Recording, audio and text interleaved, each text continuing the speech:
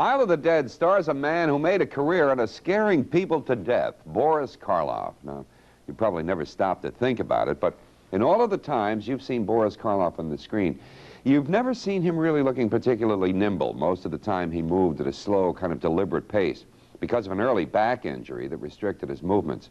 It happened shortly after filming started on the movie we're about to see. Things were brought to an abrupt halt when Karloff was rushed to the hospital for an emergency spinal operation.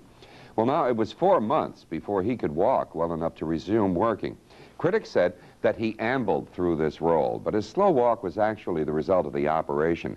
He also suffered a slight limp that was to become more pronounced as his life went on. Boris Karloff was born William Henry Pratt. He had a normal English childhood, and he decided to become an actor at the age of 10 after he appeared in a church play.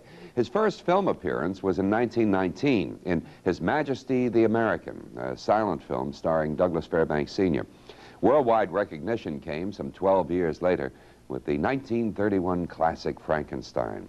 Now, also featured in Isle of the Dead is Jason Robards Sr., who was a matinee idol in the 20s, who was a villain in the 30s, and a character actor later on in the 1940s. Today, he plays a Swiss antique collector who runs an inn on a mysterious Greek island.